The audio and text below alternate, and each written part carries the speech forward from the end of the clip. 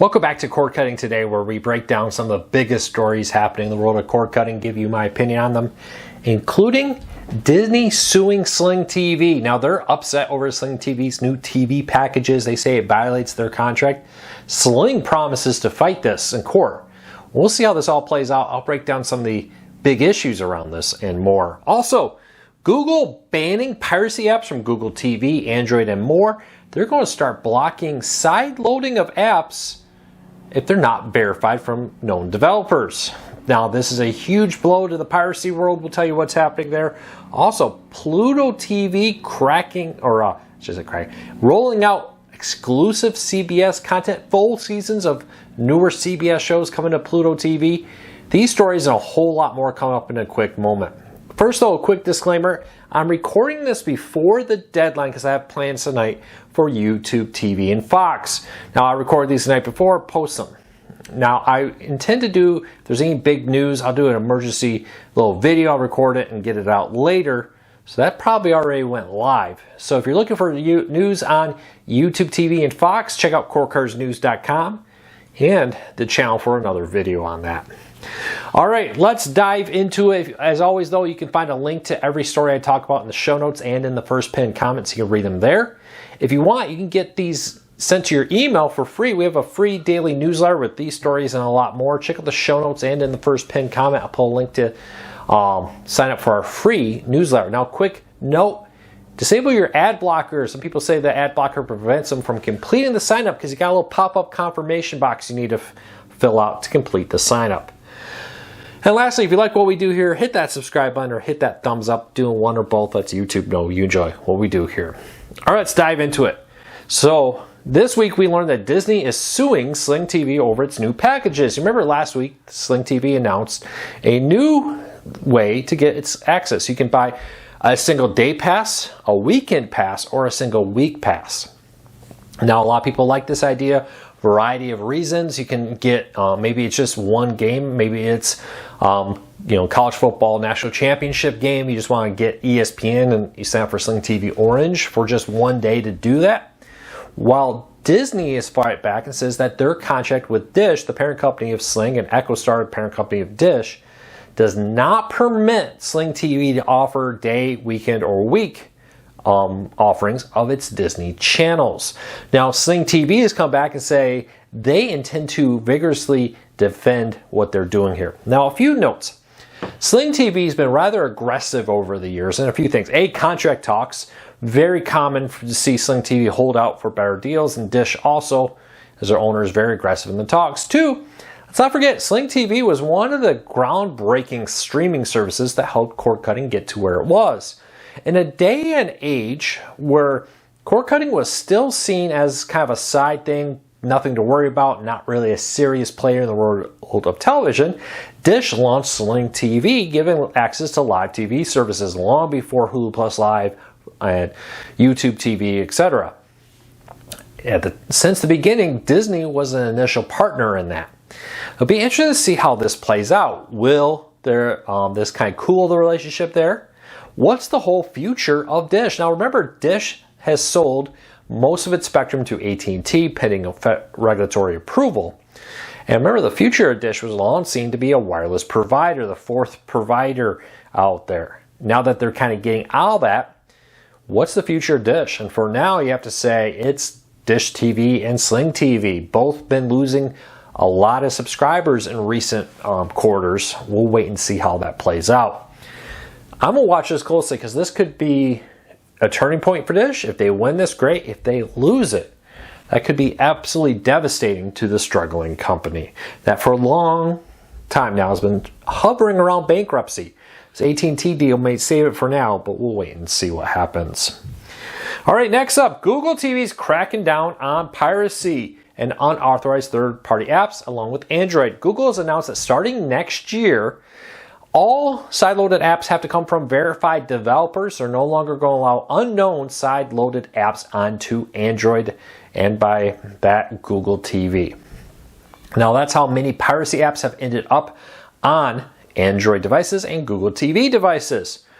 And with that, we're seeing a huge move. Now, Amazon's Fire TVs have been cracking down on piracy third-party apps. We've seen several reports of some of them being disabled under the reported reasoning of security, arguing that they weren't safe apps.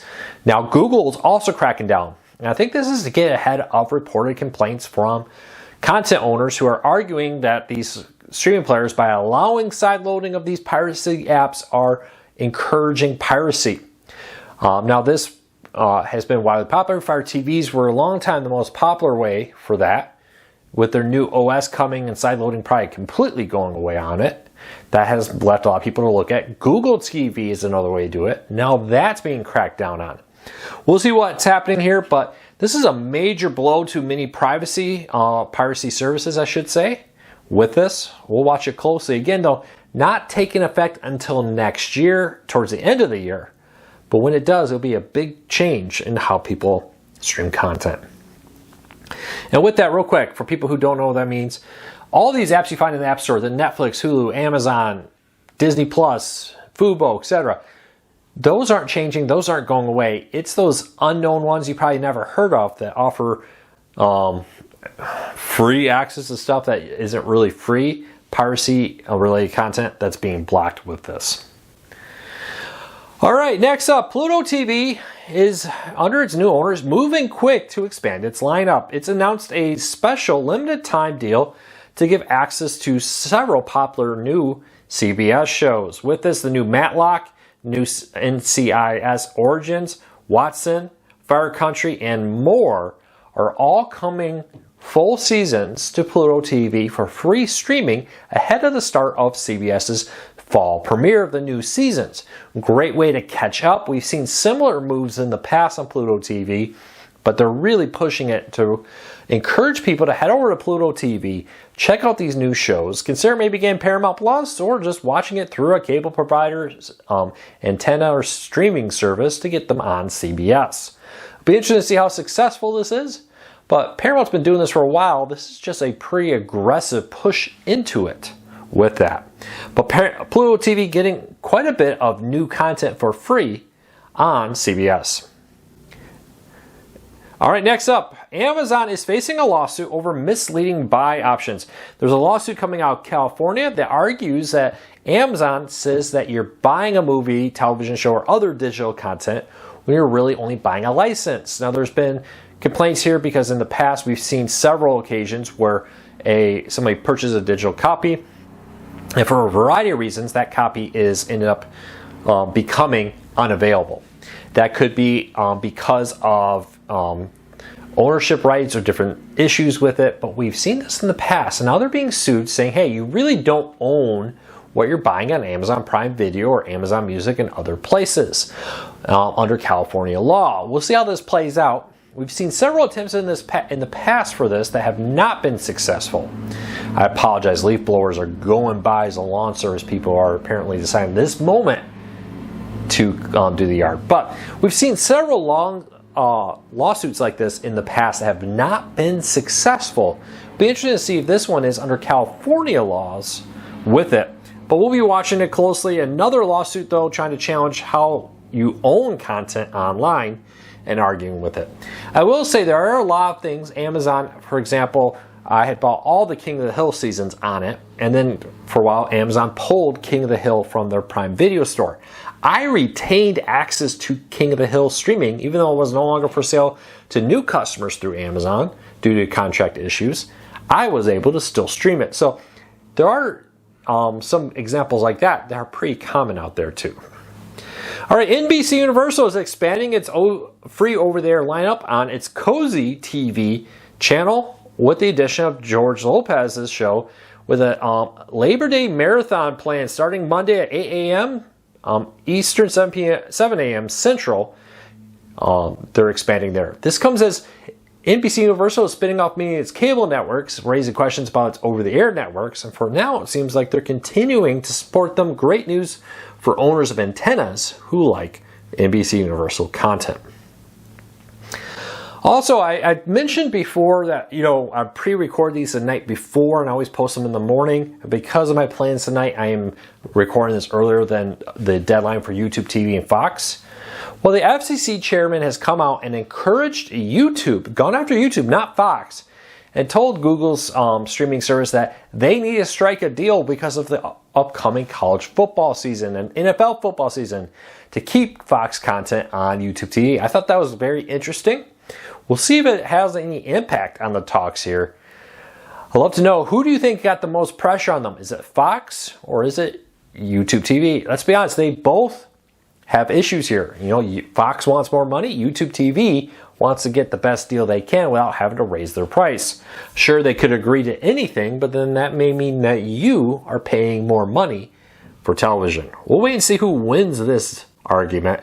And again, I'll have a post over at Core Cars News the moment it goes live. I'll probably try to do a quick recorded video, get something up on YouTube depending on what happens if I think it's newsworthy.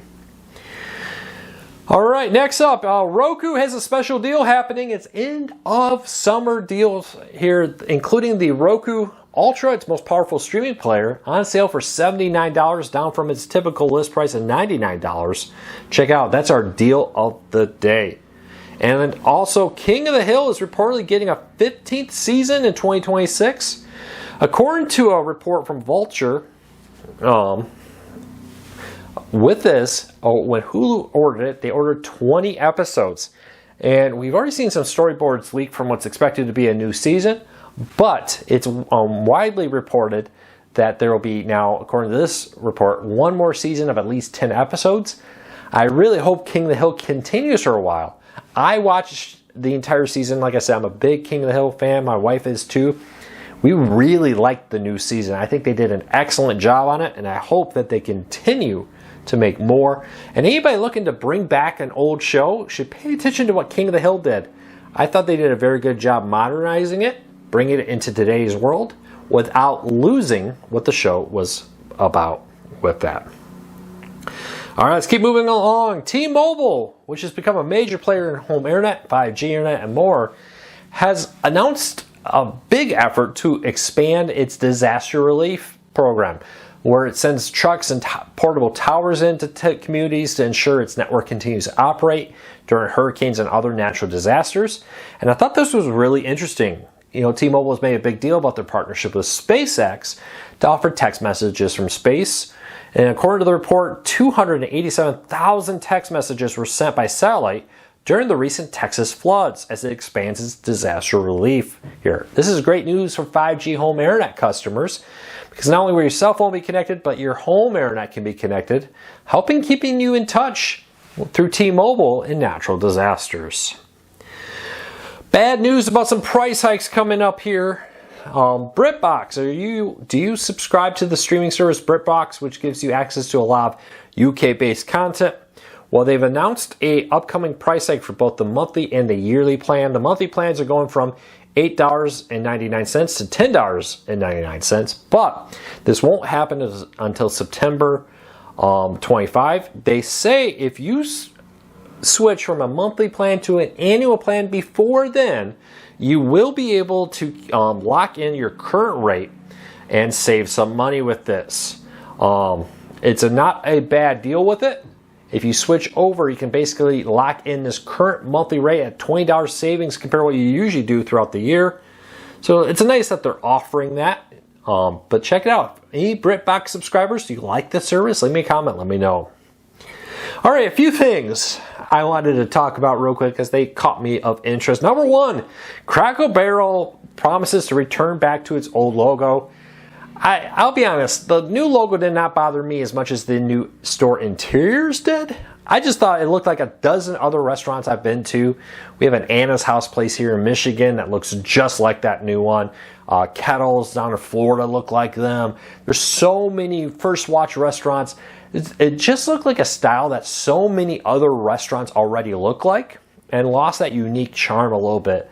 Not completely, but a little bit of what Cracker Barrel is. I did find this interesting because it was a kind of a good lesson to many companies about, not losing who your customers are as you race to try to get new ones. Last year, the current CEO of Cracker Barrel came out and said that she wanted to expand its customer base, make changes to keep its current customers, but to attract new ones. And that's always difficult. And, copying other people does not necessarily bring you their customers because they're going there because they like that.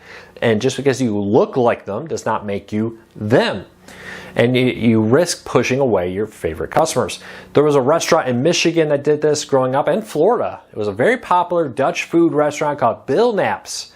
And I loved it growing up. We always went there for our birthdays because they had really good chocolate cakes. You can still get them at some stores, but they're not as good as when they were fresh from the restaurant. But they did this. They sold to a new company who made a bunch of changes to modernize the restaurants and put weird things on the walls and TVs up where there'd never been TVs before, and the menus changed and the food, how they prepared it changed, and all kinds of stuff. And very quickly, Bill Knapp's went under. You got to be careful when you make changes that you pay attention to what customers want and don't just do stuff because you think that this is going to attract new people. You got to understand, why do those people not go to where you go? You got to understand why people do go to your business. And I think Cracker Barrel completely missed that. You need to understand your customer, and I think Cracker Barrel completely missed that, and completely missed the how in today's world their moves would have been perceived. So I thought that was really interesting. Now, they are going back to the logo, but they are, according to the reports I saw, still intending to remodel the stores to the new look. And I think that tells me they haven't really learned their lesson here. They haven't really understood their customers. And I'm very disappointed in the leadership over there at Cracker Barrel. It'll be interesting to see what happens. But, they're targeting, I think, the wrong kind of customers to expand their business rather than trying to get the customers who do like what they offer. And lastly, this week, SpaceX's Starship, it's massive, the largest rocket ever launched, had an extremely successful launch. There's a core cut and tie in here I'll talk about in a quick second. I'm a big space geek. Just love space exploration, science, technology. Love this stuff. Starship, of course, a lot of talk about going to the moon with it, going to Mars with it. But one of the things that it will also do is this new Starship rocket is big enough to hold a version 3 Starlink space satellite that will give up to 1 gigabit speeds from space anywhere in the world once they're all deployed. They did a successful test launch of fake dummy versions of this satellite and successfully brought the rocket back exactly where they wanted it to, even under extreme stressing. They tested this one out under less than optimal conditions to try to push it and beyond its design capabilities. Very excited about this. Congratulations. So many people work over at SpaceX and do a great job. I'm very excited about it. I'm very excited about going to the moon again, going to Mars, and expanding our reach. I've long been fascinated about the idea of capturing asteroids. I know that are not at this point yet, bring them back to Earth orbit and mining those asteroids for the needed materials that are out there. But a huge congratulations to SpaceX's Starship there, as it will have pretty rapid impact here on Earth with the new Starlink satellites, but also well beyond that. Very interested to see how it all plays out, but hey, congratulations. If you like what we do here, don't forget to hit that subscribe button. Don't forget to hit that thumbs up. We really do appreciate it. If you're heading out, don't worry, I got videos all weekend. But if you're heading out for the Labor Day weekend, be safe out there. It's busy on the roads. I'll talk to you all when you get back. But until then, I'll see you all tomorrow. I'm here all weekend, posting pretty much every day when I can. Take care. Be safe. I'll talk to you again real soon.